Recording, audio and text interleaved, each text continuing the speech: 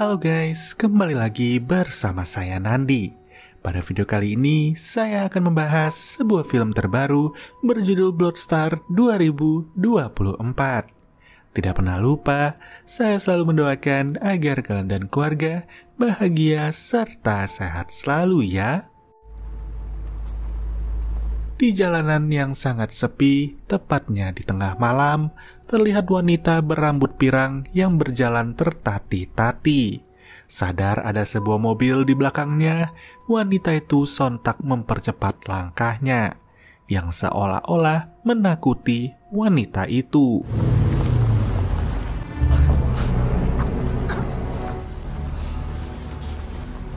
Sesaat kemudian, karena luka yang dialaminya cukup parah, wanita itu pun terjatuh tepat di depan mobil yang mengikutinya. Tak lama berselang, muncul seorang pria yang memberinya minum dan hendak menembaknya. Namun entah apa alasan pria itu malah menjatuhkan pistolnya. Kembali masuk ke dalam mobil dan tidak lama kemudian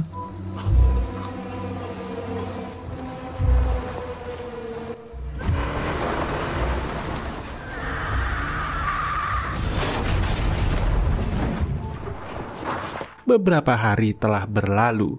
Tampak jelas seorang wanita bernama Bobby yang sedang asik mengemudikan mobilnya menuju ke suatu tempat.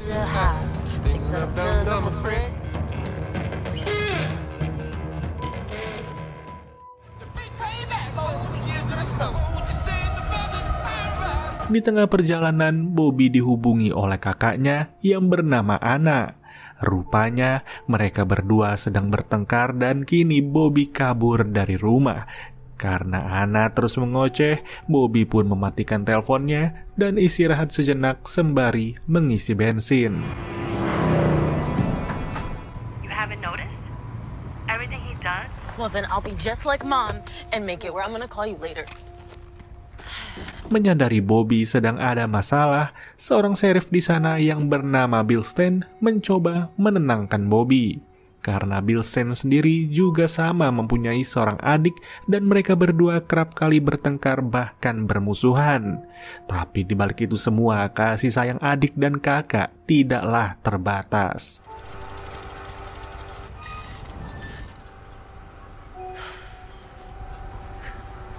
Goodbye, weirdo.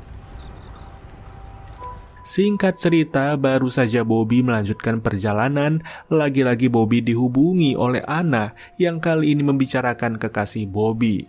Membuat Bobby yang emosi tak sadar melajukan mobilnya dengan sangat kencang. Bill Stan yang melihat hal itu pun sontak mengikuti Bobby dan memberhentikannya.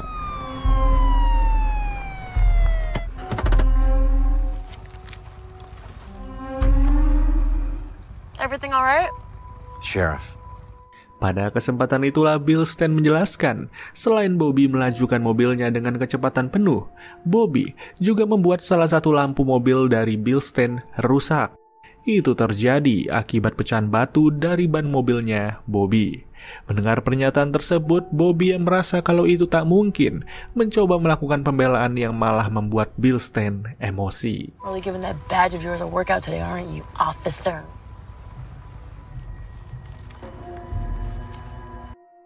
Ketika Bill Stan mengecek surat kendaraan dan identitas dari Bobby, Bobby pun tiba-tiba mendapat panggilan dari kekasihnya yang bernama Red yang langsung ia tolak.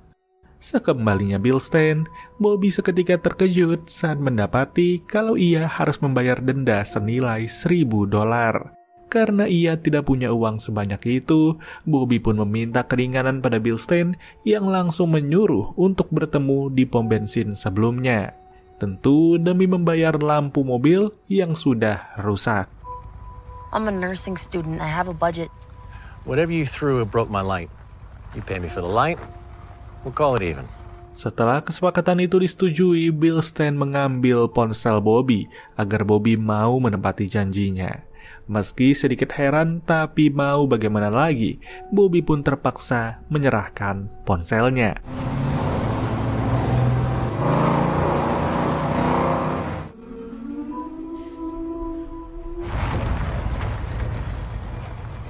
Singkat cerita, Bobby yang tiba terlebih dulu mencoba untuk menenangkan dirinya dengan membeli sekaleng bir. Namun saat melakukan pembayaran sekaligus mengambil sebagian tabungannya guna membayar Bilstein, secara mengejutkan di dalam rekening Bobby tidak terdapat uang sepeser pun. Card's declined. Not After it's declined, system won't accept it again. possible. I have money in my account. Merasa itu hanyalah kesalahan sistem, walau sedikit pusing, Bobby mencoba untuk tetap tenang dan mengobrol bersama seorang pria yang ada di hadapannya. Melihat Bobby yang kehausan, pria itu pun menggratiskan bir yang diinginkan Bobby.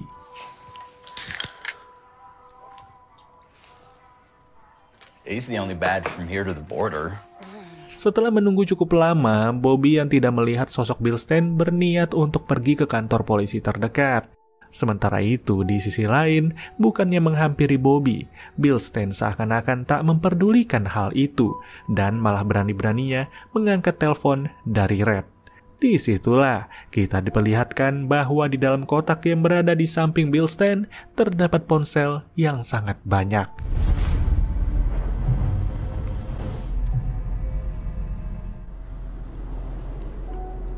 Sesaat kemudian melihat mobil Bobby melintas di hadapannya.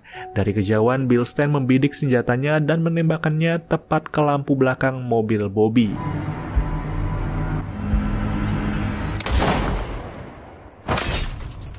Setelah itu, Bilstein segera mengikuti mobil yang dikendarai Bobby dan kembali memberhentikannya. Kini Bilstein beralasan selain Bobby tidak menunggunya di pom bensin, salah satu lampu belakang mobil Bobby sudah rusak. Padahal sebenarnya semua itu ulah Bilstein sendiri yang entah apa alasannya, sepertinya Bilstein mempunyai niat buruk terhadap wanita itu. Where were you going? Didn't I ask you to wait for me at the gas station? Yeah, that's what I was trying to tell you, officer. Meski Bobby sempat menjelaskan panjang lebar, Bilstein malah mengecek semua barang pribadi milik Bobby. Karena uang pembayaran berada di dalam kartu ATM Bobby, Bilstein pun mempersilahkan Bobby untuk pergi dan bersantai sejenak di sebuah kafe yang letaknya tidak jauh dari keberadaan mereka saat ini. Anehnya, Bilstein kini mengambil kartu mengemudi milik Bobby sebagai jaminannya. Yes, I understand. Good. Dan baru saja Bobby melaju beberapa meter, tiba-tiba What the fuck?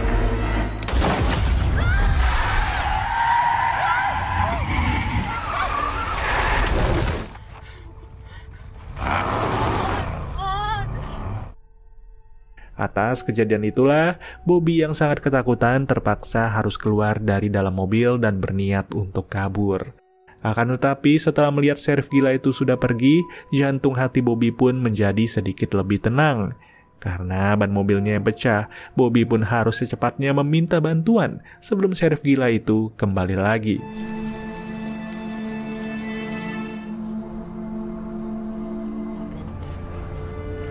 Fucking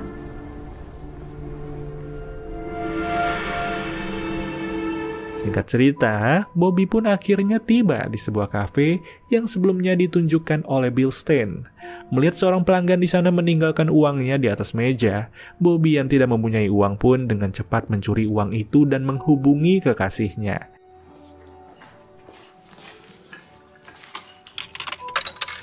Namun sayangnya, akibat ulah Bilstein yang mengangkat telepon Red, pacar Bobby itu pun menganggap bahwa Bobby sudah berselingkuh dan tidak mempercayai omongan Bobby yang meminta bantuan karena ia mempunyai firasat janggal tentang sheriff di wilayah tersebut.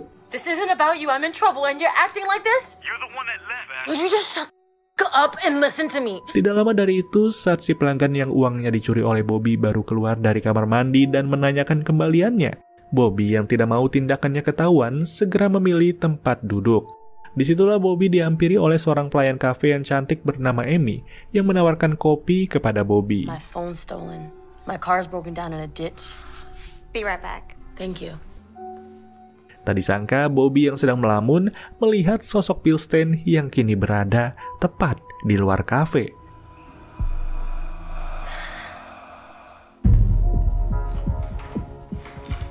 Oleh karena itu, Bobby pun mencoba mencari jalan keluar lain dengan cara memasuki toilet, memeriksa semua pintu di sana, dan mencoba untuk menjebol jendela yang ada di tempat itu.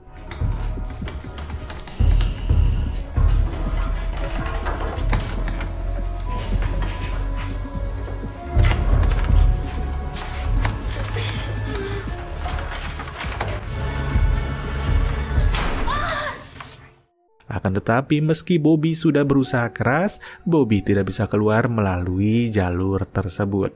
Ketika Bobby keluar dari kamar mandi, ia melihat kalau mobilnya diderek dan dibawa oleh Bilstein ke depan kafe.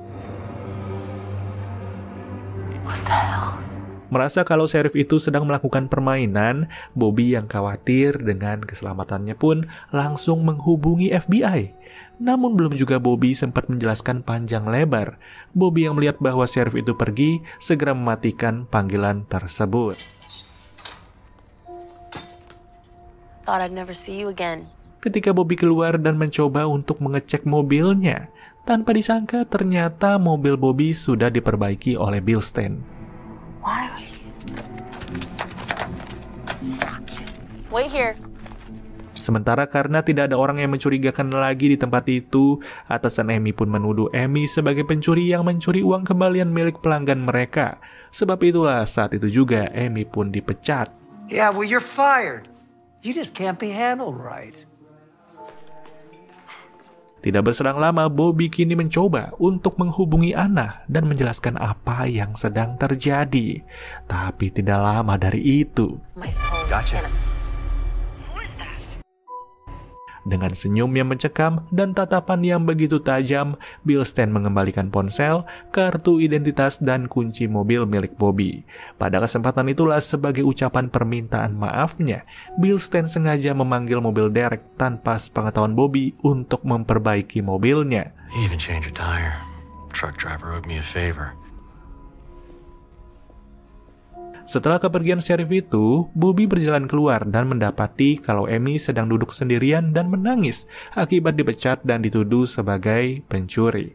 Karena rumah wanita itu cukup jauh di mana Amy tidak lagi mempunyai kendaraan, Bobby pun mencoba untuk menghibur Amy serta menghantarkannya pulang.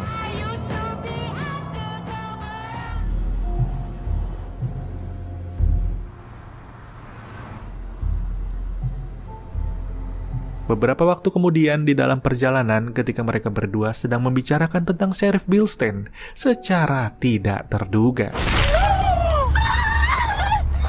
Bobby yang terkejut dan histeris akibat peristiwa yang menewaskan Amy itu pun seketika menghentikan mobilnya.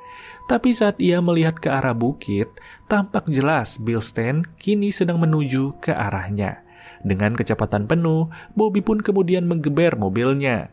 Akan tetapi, tak butuh waktu lama, kini Bilstein sudah berada tepat di belakang mobil Bobby.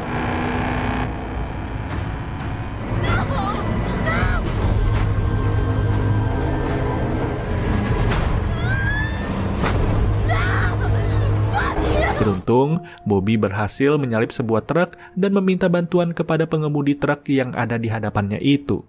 Akan tetapi sangat disayangkan pengemudi truk tersebut tidak mempercayai Bobby. Alhasil, Bilstein yang kini sudah berada di hadapan mereka pun dapat membunuh pengemudi truk itu.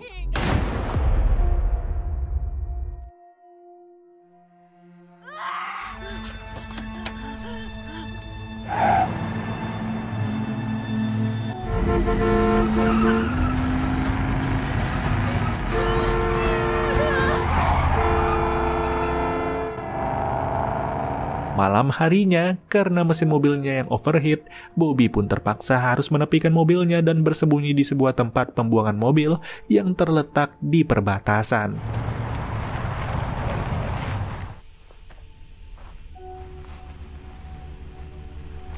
Tidak lama dari itu, mendengar suara langkah kaki yang menuju ke arahnya, Bobby pun langsung menyerang seseorang yang ada di hadapannya itu. Ternyata pria yang diserang Bobby barusan adalah pengelola tempat tersebut. Melihat tampang Bobby yang begitu kacau, pria yang bernama Diner ini pun seketika membawa Bobby ke dalam rumah.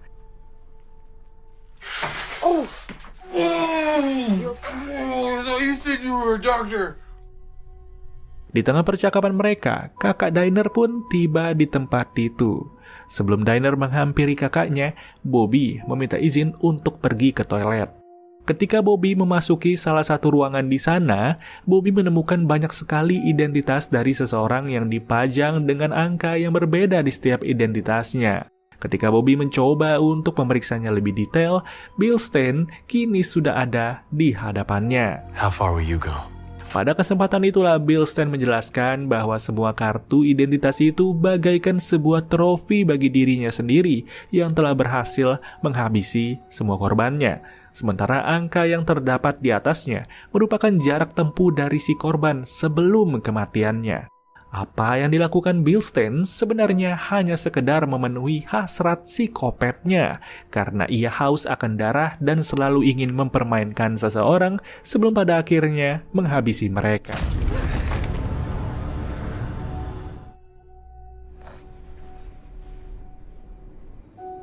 Singkat cerita, saat tersadar, Bill Stain yang tidak terima dengan perkataan yang dilontarkan oleh Bobby menyuruh Diner untuk membantunya karena ia akan memangkas lidah Bobby.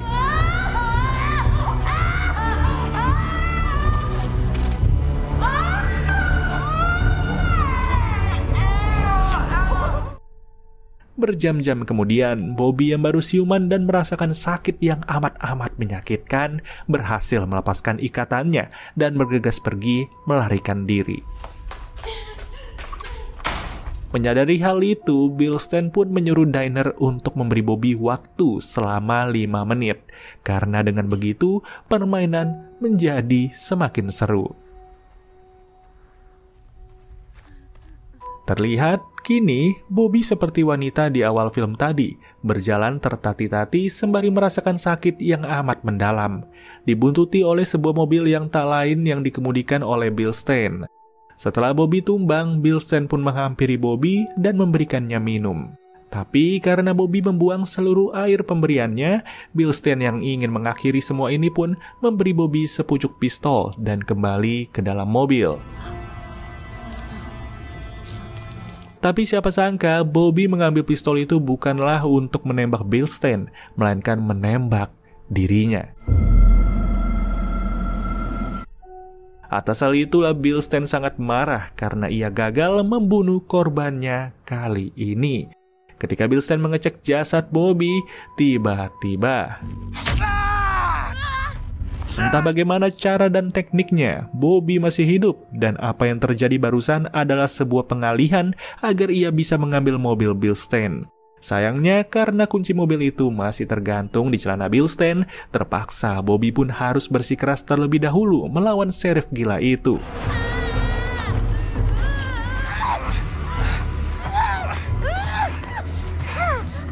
Hingga di suatu momen Bobby berhasil mengambil kunci mobil Bill Stain dan masuk ke dalam mobilnya.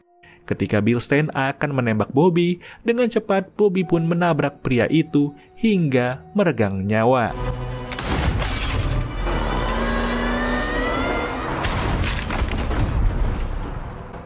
Agar kejadian seperti barusan tidak terulang kembali, Bobby pun membulatkan tekadnya untuk mendatangi kediaman Diner. Sesampainya di sana, Bobby terlebih dahulu mengambil lidahnya. Dan setelah itu, Bobby langsung menyerang Diner yang ada di belakangnya.